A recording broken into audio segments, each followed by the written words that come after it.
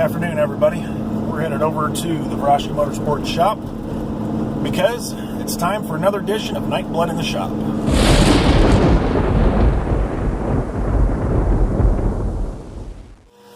Alright, folks. Welcome back. I'm flying solo this weekend, so we will come back to this since I'm flying solo. Don't worry, we'll see part 3 of the two-seater revival next week when we have Joe back with us. So, for this week, we're going to start working on this hot mess. If you saw 2 episodes ago when we brought everything over here, I went over a lot of the issues with this, but we'll kind of briefly cover everything again. Number one biggest is it's getting a brand new drivetrain. That old 125 Kawasaki 2-stroke has been, you can see it right there, burned up. And as I said 2 episodes ago, I've burned this motor up 3 times. I don't like 2-strokes. Not doing it anymore. By the way, I apologize for the buzzing light up there. I know that's obscenely loud and really annoying. Trust me, it is to me too. So, we'll also be addressing this. Now, I will say that, yeah, it's not a very good design. I didn't buy any plans. I didn't, look up anything on the internet. I designed it, built it 100% myself. Didn't really know entirely what I was doing as far as building a suspension system from scratch. With that being said, to be honest with you, it actually functions pretty well. With the rigid rear at the moment, I found out that under normal driving and, well, I guess hard driving, but keeping all 4 wheels off the ground with the rigid rear, the front actually being fairly soft like it is, made it handle pretty surprisingly well. The other thing I found out with the front being as soft as it is, the one time that I had this airborne, I of course snapped one of the hubs off, clean off. So we're gonna redo some stuff here.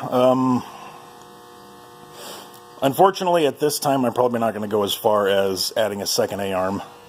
What we're going to do is we're going to add some gussets in here, top and bottom, to make that stronger. Both sides, obviously. Spring-wise, there's not much we can do because they're already maxed out. These springs need to be just a little bit heavier. Another big thing we're going to do, of course, is we're going to completely redesign the steering. Because that, for anyone that knows steering and suspension, the way I originally did this causes huge problems because the toe end literally changes as the suspension flexes. So that is absolutely worthless and makes this thing very, very sketchy. So we're going to completely redo that. Like I said, it's camber wise, yeah, you can see it's got a lot of camber. That does even out with my weight in it. It evens out and they're straight. So, it is what it is. Like I said, I'm not an expert. I built this thing 8 years ago just to have fun with it. So, for what it is, it was a lot of fun. It works. It's functional. So, like I said, we're just going to beef it up and make it stronger. That way, if we get airborne again, we won't snap a hub off. But I tell you, when it was airborne, it wasn't a lot. It was only a couple of feet, but it actually did surprisingly well in the air. So, but anyway, the rear axle, everything will all be taken off. We got a lot of wiring and everything to strip off. So, what we're going to do now is strip this thing down to the back half of this thing completely down. Every last bit of this is going to come off. And start making room. Oh, I'm hoping to be able to reuse some of my shifter linkage, at least most of it, but we'll see. But we got to get everything stripped down to make room for this beast. So, let's get started. I'll come back when I got this thing stripped down, and I will go into more of what all kinds of hot rod goodies are in this thing when we start doing the transplant. Because of course we got to hack this thing apart too. We got to use some of it, or I'm going to try to use some of it because it is a shaft drive. But if you remember from a couple episodes ago, this is the 83 Yamaha 225DX 4-stroke 3-wheeler that we're going to cannibalize. And if you do or don't remember or didn't see that episode, I told you, this thing runs on alcohol. I'll leave you with that as another little teaser until we start doing the transplant. So we'll come back to you after this thing's stripped down. Alright, motor's out. Got pretty much everything gone. So, we're going to take the tires off next, and then start doing some cutting. I know that's back motor mount's got to come off. Front one, possibly, we'll see, but I'm going to cut that off, and of course, take the axle out. Salvage what we can off of that axle. Some of that stuff is welded, but we'll salvage what we can for future projects. So, but anyway, that's where we're at. We're going to take the tires off, axle off, and start doing some cut. We'll be back. Okay, look a lot more bare here, don't we? Pretty much got everything cut out that is going to be for now. There'll obviously be more cutting, but that's where we're going to stop for now as far as cutting this back of this apart. The axle's gone. You can see that rear mount's gone. We're going to leave it like that, see what we wind up with, because now we're going to start tearing this thing apart. Like I said before, it's a shaft drive, so we're going to have to use the engine and rear axle all in one piece. It's just much easier. So a lot of this is going to get cut down, obviously, but we got to be careful of the wiring and stuff. Some of this stuff we'll need, obviously, some of it we won't. So we're going to start picking through and taking wiring and what have you off and apart, and start gutting this thing down and getting ready to start the transplant. So we'll update back in a little bit. Alright, right in the middle of tear down here, and I wanted to stop and before we go too much farther, and give just a little pointer here. If you're planning on doing a complete transplant like I am, especially where this has got electric start and everything on it, there's a pull start as well, but yeah, it looks like a rat's nest, but I have been careful to take note of where everything goes and what everything is for. Both ends, there's a lot of harnesses on here, and a lot of the wiring is color coded, of course. So my point is you might not necessarily want to just start cutting and hacking. Take the wiring off piece by piece, and however you need to, but make note of where everything goes and what everything is for. That way, when you start after you make your transplant and start to wire everything, you can reuse a lot of the original wiring and save yourself headache of trying to figure out what everything was for. That way everything works. Because when we're done with this, I mean, honestly, being what it is, we could put headlight, tail light, the whole 9 yards on it, because I'm going to save and transfer every piece of wiring this thing had. So if I want to put headlights and tail light on it, we very easily could, including high-low beam. I probably won't, maybe in the future, but it will all be there if I want to. So ignition, electric start, I mean, the whole 9 yards is going to be there. So just take note of that when you're doing a project like this. Like I said, try to take note of the wiring and everything so you have an idea of what everything is for, where everything goes, and it'll make your reassembly process a lot easier. we're going to continue on, and we'll be back.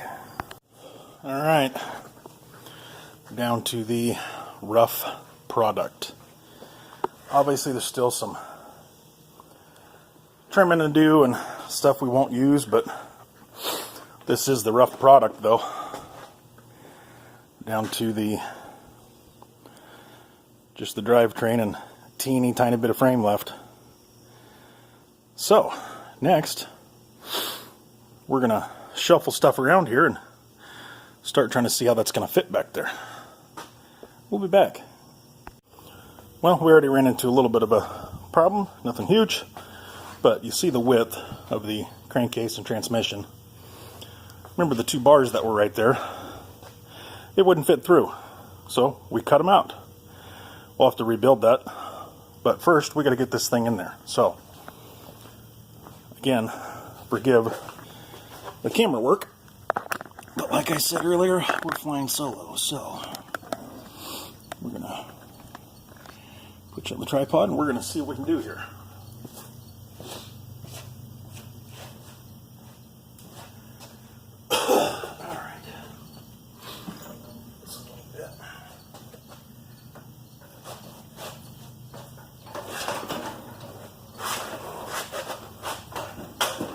Like I said, we're not done cutting. Not even close, I know that, but still gotta get this thing somewhat in here and get an idea of what we're doing, right? So, definitely think we can go a lot farther forward with it. Okay. Let's see what we got here. That's not bad. We can go farther. I think we will. Actually. How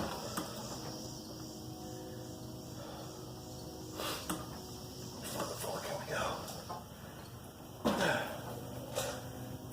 That's not bad right there. So I think what we're going to do is here.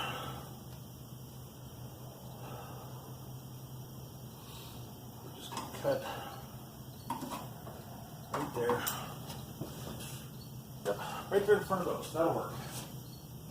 Well, time for some more cutting. We'll be back. Okay, well, we're back. We just got here this morning. You can tell because the light's buzzing away. Fortunately, that'll go away in a little bit. But here's where we're at. It's obviously not lined up or anything. Just sitting there. Engine, transmission, and swing arms all supported with one jack. The frame supported with another floor jack for now. Because I don't have any jack stands or anything that go that low. Jacks are just easier. So, but anyway, here's what we're doing. We still have cutting and a lot of finishing to do, obviously. But you see the holes right there? That's where the original foot pegs were. One on each side, of course. What we're going to do, or what I started working on last night before I realized that I was way too tired and went home,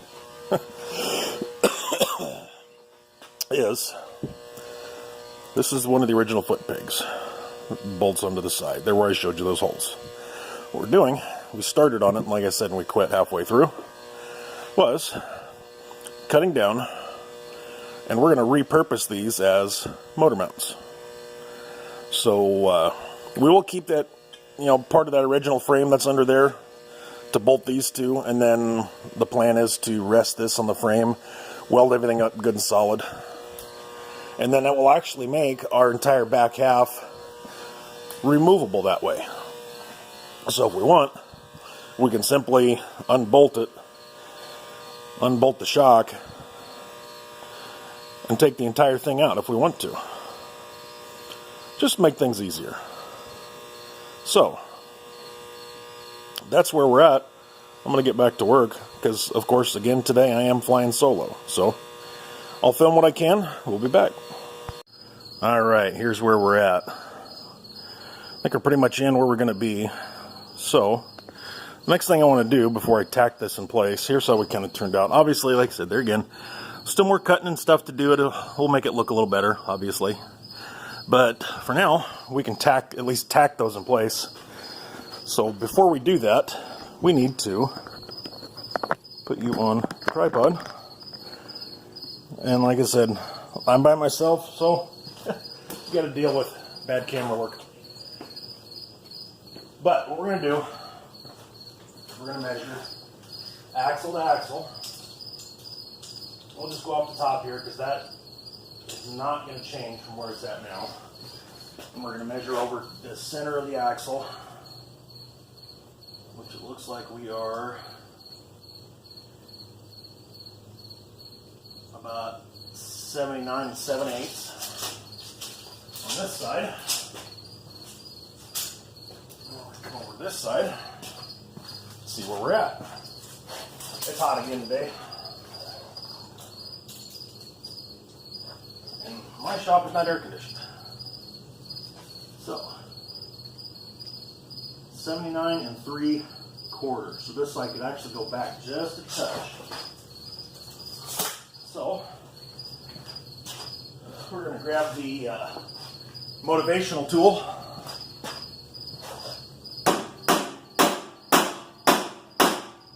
See if we can bump that just a little bit.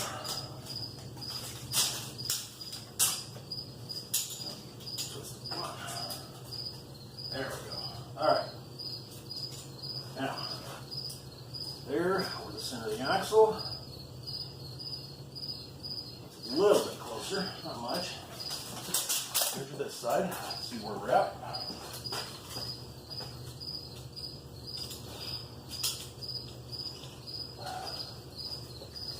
Okay. 79 3/4. On the money. Both sides, just nice and even. So, let me get the welder set up here, and we'll start tacking this thing in place. Alright, now before we get started here, this is our it's got to be at least 15 years old Lincoln Electric Weld Pack 100. It's a little 110 welder. Like I said, she's probably 15 years old, still does the job exactly how it's supposed to. You'll notice setting's a little off. That's because we're actually on flux core. We did do the gas conversion of it, but we are out of gas. And I'm not going to mention who did it or how my brother did it, but we're on flux core, which honestly, I do a lot on flux core anyway. Arguably, and I will stress that arguably, the reason I do a lot with flux core is you'll notice I haven't cleaned nothing. I will let the flux clean as we go. I shouldn't do it this way. I know that full well that I should not do it this way, but I do it, well, all the time, and I've never had any issue. When you're actually MIG welding, everything, of course, has to be clean. That is critical with MIG, or you will not get a good weld. Stressing that, just to hopefully, you know, I do know a little bit better. Let's see if we can, we don't want to do that. Never mind, sorry. Okay. But yeah, I'll stress that. MIG, it has to be clean. 100%, without a doubt, it's got to be clean. So, we're going to get some of this stuff out of the way. I should, by all rights, have that carburetor covered up. But we're going to go through and clean this carburetor, take it off, clean it up anyway. So, welder's all set. Let's see if we can actually get something through all this mess here. We can get a fresh spot on the wire, clean a little bit here, and we'll see what we can do.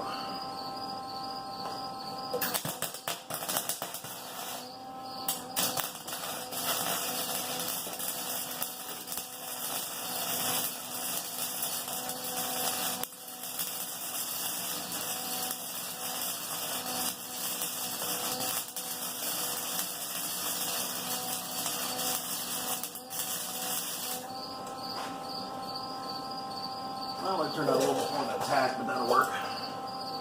Get this side.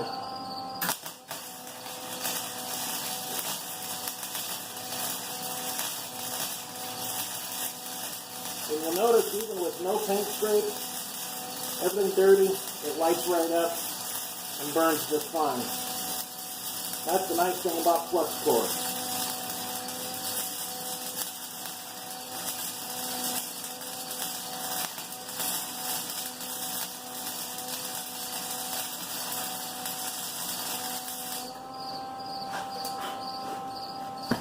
Okay, now I'm going to show you what that looks like. Biggest thing you're going to notice here, if you're not familiar with different forms of wire feed welding, is you've seen MIG welds, hopefully. Biggest thing you're going to get with flux core is you're going to get slag. It's not going to look quite as pretty, but the penetration is pretty good. Not the best, but that welder's as hot as it'll go, so we're going to do a lot more welding. I'm going to focus on trying to get the rest of this a lot hotter, but that's at least got it tacked in. So there, that gives you just a little insight on welding. I mean, is it the right way to do it? No, it is not. I will stress that one last time. But it works. Good enough for me anyway. We'll be back. Alright folks, it's in. It's in there. Now, we ran into one thing that I didn't really think over, but oh well. We are obviously not getting those out of there, so it's permanent. But of course, we still got the, factory mounts and everything, so we still get the motor out, no problem. But you see, I cut the end of that off. It's all welded up nice. I don't think that's going to go anywhere. There again, as I was saying before, you see the difference with flux core. It's resembles a lot closer to stick welding in the fact that you got slag, you got, the mess from the flux. So, it works. I mean, like I said, it's not pretty, but it definitely works. As far as, flux core versus actual MIG. So, but flux core is a lot easier, to be honest. So, but we still got this, old brace going down that we got to cut off. But like I said, she's in there. So I think next time around, and we kind of sort of got a I don't know the word for it, but we sort of got the ride height here where we're going to have it. Because remember, that's going to sink down when my weight is in it, front suspension and rear. So you see there is a little bit of an angle on, because inside that boot right there is where the U-joint is. So you can see the angle on it, but that'll flatten out when my weight is in it. Of course, that coilover is adjustable, so we can take care of a little bit of it there. But next time we come back, we're going to start working on replacing these tubes that we cut off. I think what we're going to do is going to run them from here down to here on each side. Of course, we're just going to butt weld these, which is not favorable, so we are going to add a brace between to hopefully strengthen that up a little bit. And that's also going to wind up being, we'll also wind up with some extra bracing in those same two bars. It's hard to show you here, but we'll wind up with some extra bracing in those two bars, because that's about, I think, where the coilover is going to go as well. We'll just make use of those two bars that are run down to the old frame, what's left of the old frame, and for our coilover shock mount. Hopefully they'll all, in the process, make it strong enough. So that's what we're going to tackle on the next episode, is we're going to finish up the back here, and then it can sit under its own weight. Of course, we got a lot of work yet to do. We might start after the wiring after that. Once we get that stuff done, we might start after the wiring, work on throttle and hooking up the throttle and brake. We got the carburetor to clean up, fuel system, the front end, of course. We got a lot of work to do. We'll see how much we get done on the next episode. But for now, thanks again for joining NightBlood in the shop. I am the High Plains Drifter. Till next time, peace and chicken grease.